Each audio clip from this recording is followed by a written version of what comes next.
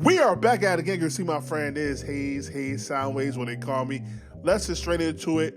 Backstage with Michael Jackson, Sheryl, someone who was on the Bad tour with Michael. She reflects on their surreal bond. With that being said, shout out to the detail. Let's go.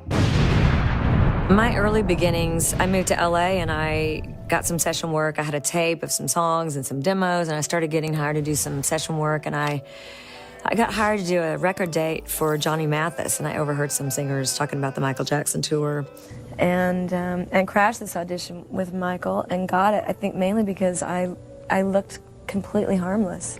I mean, I still pretty much look like a young school teacher, and I just stood in front of the video camera in my very unintimidating teacher clothes and said, "Hi, Mike. My name's Sheryl, and I just moved here, and I would sure like to go on the road with you." I look like a young school teacher, and I think he was not threatened by that, and I could sing.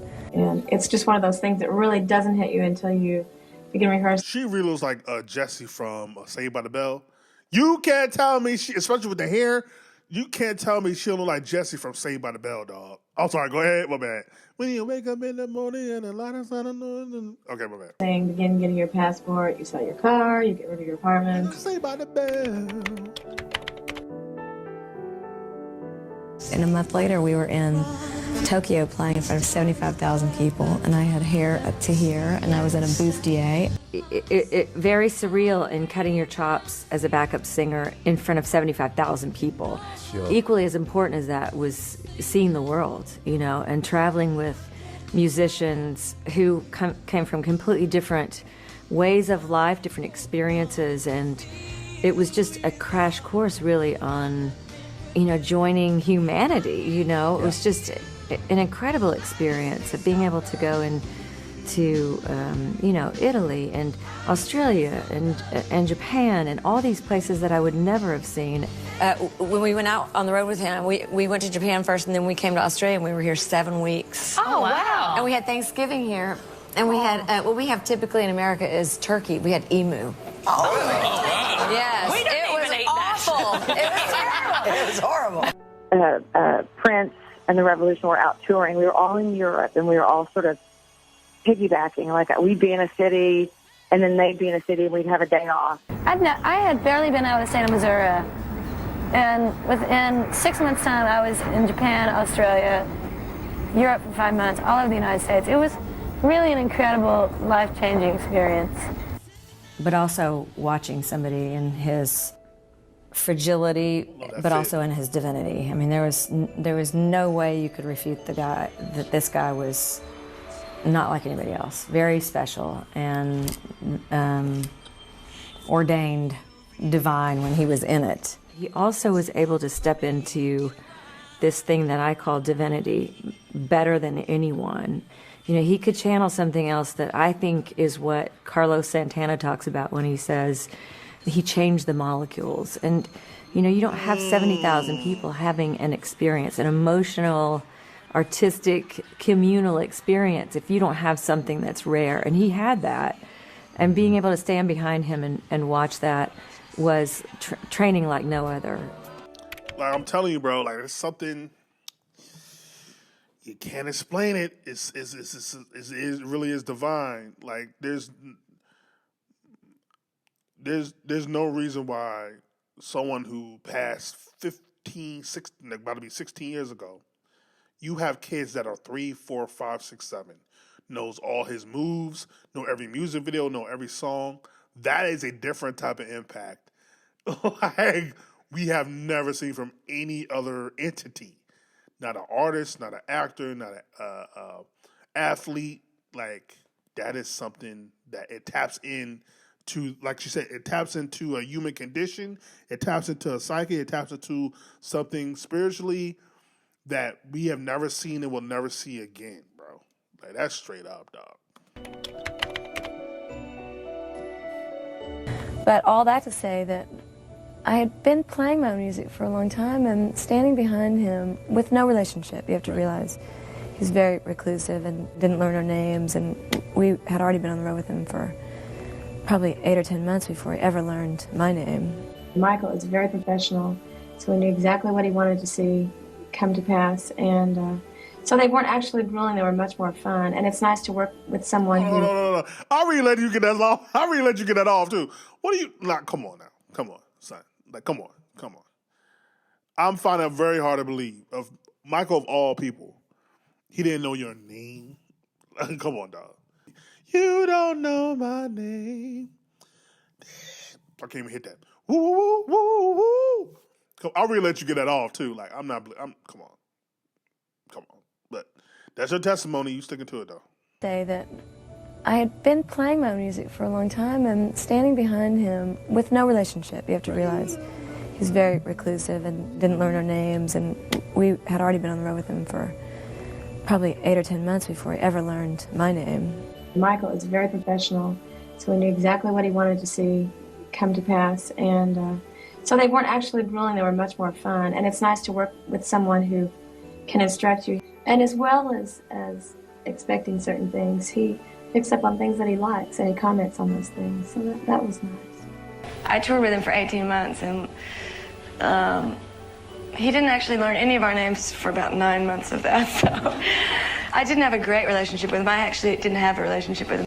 He is a very compassionate, warm, sensitive human being, and not only that, there's a side to Michael, a really playful side, a fun side to be around. He's inquisitive, and he enjoys being around people, people that he's comfortable with. He's very much fun to be around. We used to share But doesn't know your name. I'm sorry. That's just throwing me off. I'm sorry. That is just throwing me off. My bad. Go ahead. change on stage that was just divided by a little tent wall, screen. And he would throw grapes over at me, or he'd throw things, and he would giggle, and he was like a child. The guys in the band used to place bets on whether he and I used to do the duet, I Just Can't Stop Loving You, right? And it was choreographed. We were sort of hip to hip, and they would place bets as to whether the guy got the Woody, and and that was it. I mean, every night I would get a report back as to whether he had or he hadn't, Wait, what?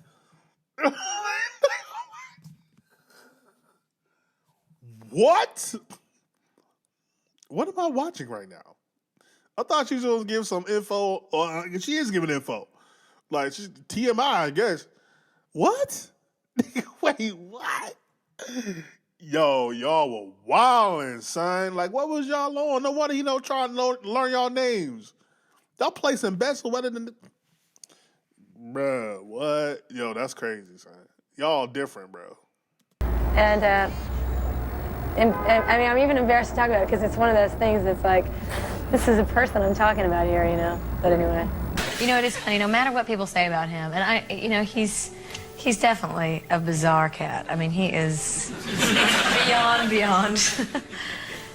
Every night he was unbelievable. I mean, now he's become a colossal freak show, unfortunately, but... Was Bobbles alive in those days? I'm sorry, what? What is going on?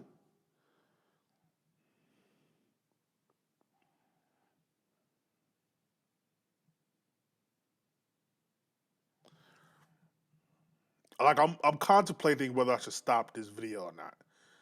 Like, I'm not going to tolerate too much long.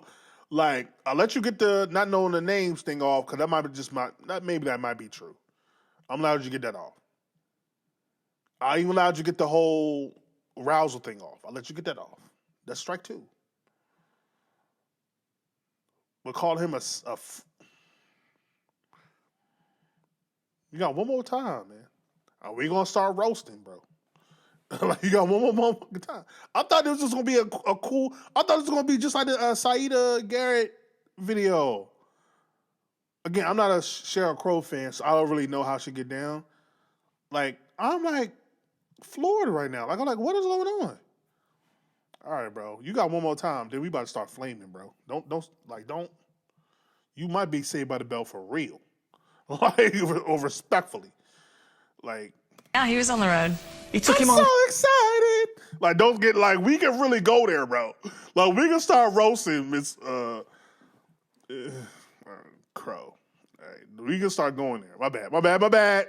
I'm sorry. My bad. Go ahead. Well, actually, at that point, he was made to go home, and I think actually they had to put him in some sort of wildlife refuge sort of thing. I don't know. At a certain point, they get so big they can hurl a piano across the room with one arm. So You're talking about how Michael says, come over and visit with me. Nothing sexual, obviously. It was just like, hey, come over. And you guys watched Amos and Andy movies, which is weird anyway.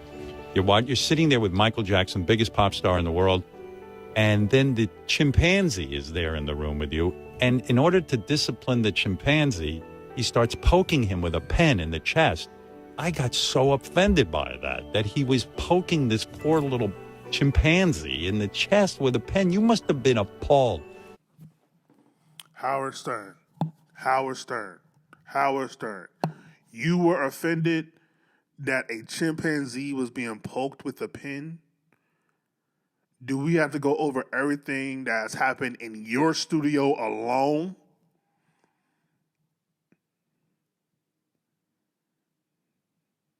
See, this is.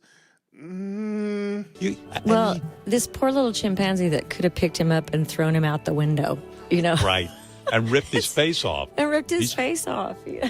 Right. I'm just trying to stay in my body because Michael's laughing at Amos and Andy and throwing popcorn and poking Bubbles in the chest. And I'm just this, girl who just moved to LA 7 months ago, who used to be a school teacher. And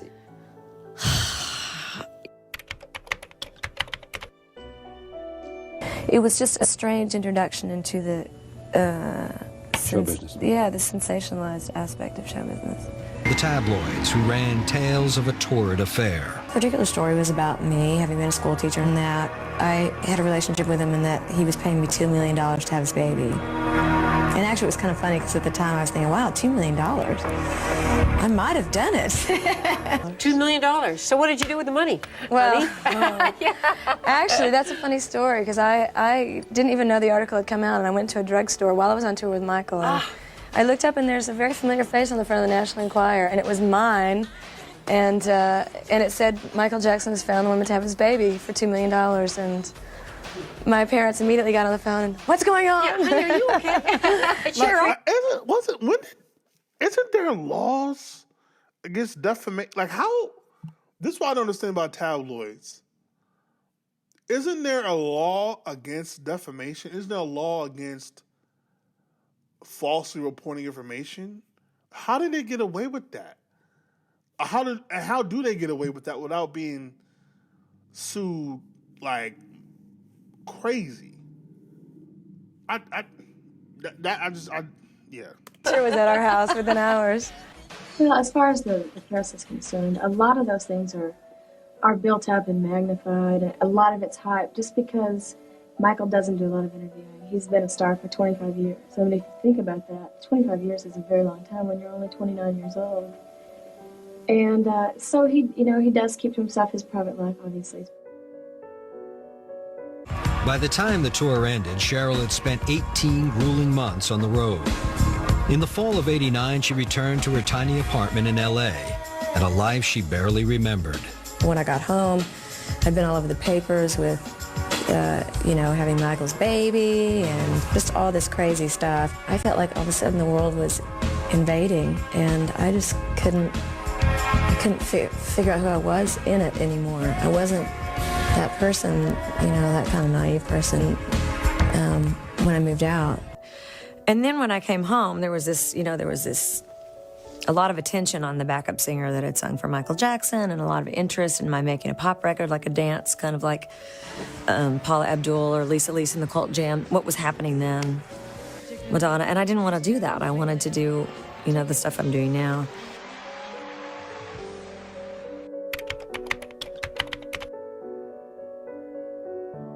For a moment there, I kind of hoped that he had staged his own getaway. He's got a lot of gigs coming up and the pressure of that, and I thought, well, maybe he's just staged a getaway. And when the news really started trickling in, it makes my... Marries Lisa Marie, divorced in 1996. Like, why? What does that do? What is that?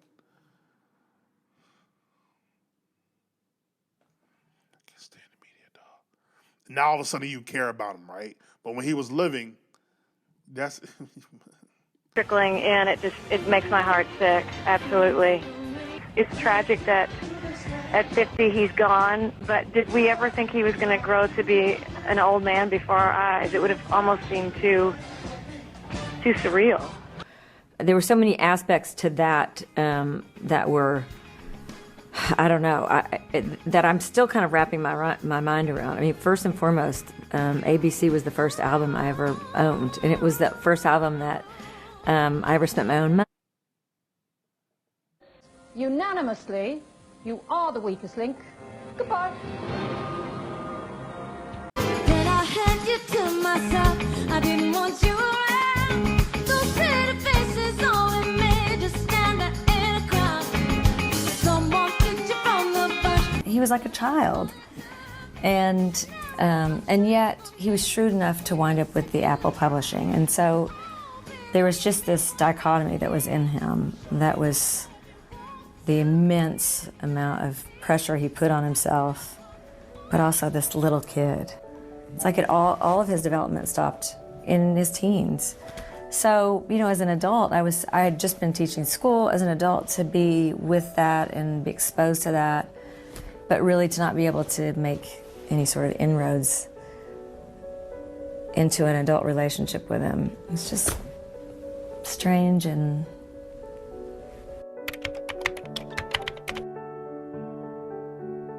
So months after the Michael Jackson documentary Leaving Neverland aired. I love that jacket, by the way. That jacket, bro, with the black gloves. Ooh, boy, they put that shit on, boy. You would have put that shit on, boy. Oh, sorry, go ahead. His former backup singer, Sheryl Crow, is weighing in on the sexual abuse allegations. So Sheryl says, I still feel it's like a death in the family, you know? It's sad. James was a great kid, and the whole time he was with us, which was the better half of an 18-month tour, I always wondered, what in the world are his parents doing? You know? I think that there were a lot of exceptions made because of the damage that Michael, he didn't intentionally project it, but it was part of his aura, this almost being untouchable and almost alien-like figure. And I'm sad and I'm mad at a lot of people. I feel like there was just a huge network of people that allowed all that to go on. It's just tragic. In my mind, when I'm reading that and listening to the words, she is alluding to the fact that something bad was happening. Right. Like she said, it's too bad he was a good kid. Yeah, like why is this kid here? Yeah. Yeah. Like why is this random kid? I think that's in retrospect she knows that it's tragic what did go on that she didn't necessarily know about. And being a background singer, I'm sure you've seen many background singers wearing tight black dresses. Sure. Choreography and the whole thing. And it's very looks-oriented and very sensual. And so there was a lot of sexual harassment I had to deal with. And also being a woman in the music business, which is run predominantly by men. A certain amount of that goes on all the time, I guess, wherever there's big money and power. you know, one of the things I hadn't really talked about was my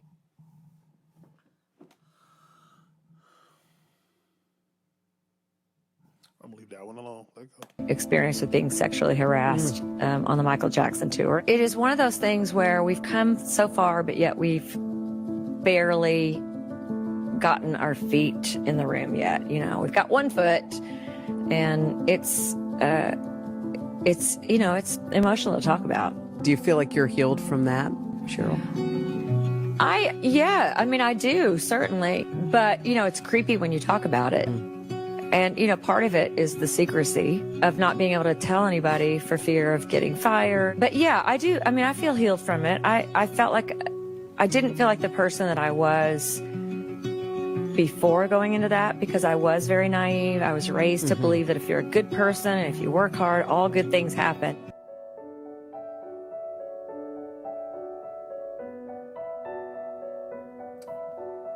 Well, that went completely different than what I thought this video was going to go.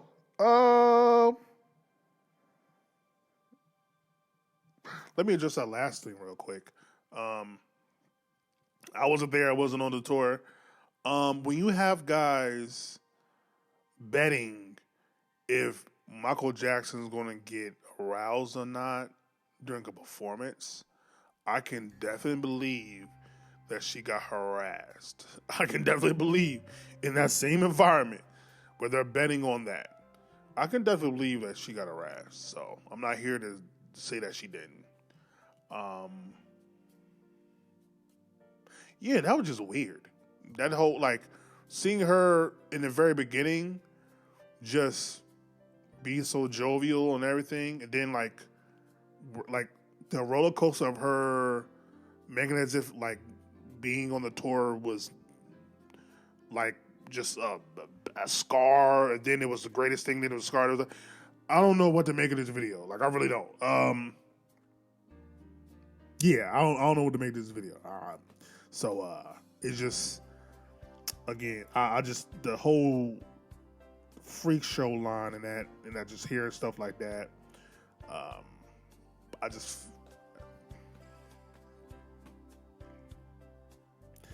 don't know. I just feel like people use Michael Jackson's name. A lot of them use their name. They knew if they got on did an interview where they talked down on Michael, they would get TV time. And I think that's the case here. That's just me. I don't know her personally. But seems like she was inconsistent in regards to, was he good or was she bad? Was he a good person? Was it, like, what exactly are we doing? I don't know. Yeah, that was odd. That was weird. Yeah, so we're going to move on from that one. Like, comment, subscribe, share all the things. Ain't got to go home. You got to get to step in. Peace. I know is not in her. She's a